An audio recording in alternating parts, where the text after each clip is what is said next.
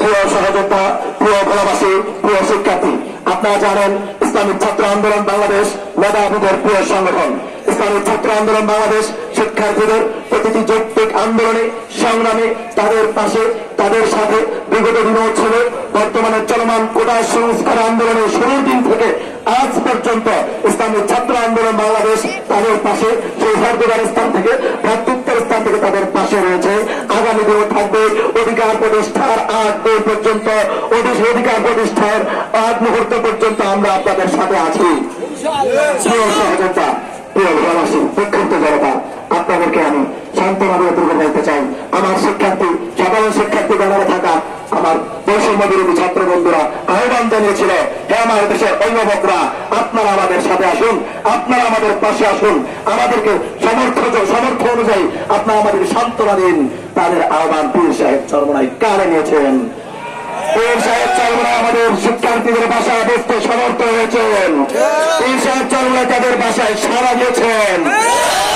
সহযোগিতারা যখন শিক্ষার্থীরা আন্দোলন করেছিল, দেশের অভিভাবকদেরকে তাদের সাথে চেয়েছেন।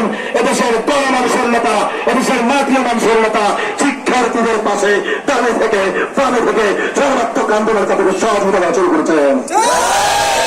রাজপথে প্রয়োজনে ইসলামিক ছাত্র আন্দোলন বাংলাদেশ কোটা সংস্কারের আন্দোলনের দাবিতে চলমান ছাত্র আন্দোলন সমর্থন জানিয়ে তারা হামলাকারীদের বিপক্ষে অবস্থান নিয়েছে। এই সন্ত্রাসী ছাত্র সংগঠন, সন্ত্রাসী ছাত্র সংগঠন ছাত্রলীগের বিরুদ্ধে প্রকাশ্যে তারা মিছিল করেছে, বিক্ষোভ করেছে এবং দেশব্যাপী আমাদেরকে সচেতন থাকার জন্য বলা হয়েছে। আমরা প্রধানমন্ত্রীর যে বক্তব্য, এই বক্তব্যকে প্রত্যাখ্যানের জন্য দাবি জানাবো। প্রধানমন্ত্রী তার সোনার ছেলে সন্ত্রাসদেরকে নিজের পকেটে রাখার জন্য, নিজের পক্ষে রাখার জন্য লাখো কোটি সাধারণ নির্বাক ছেলেদেরকে জঙ্গি এবং সন্ত্রাস এবং রাজাঘরের বাচ্চা ট্যাগ দিতে কর্পণ্যতা করা হয়। আমরা এই জিন্দাবাদ জ্ঞাপন করছি।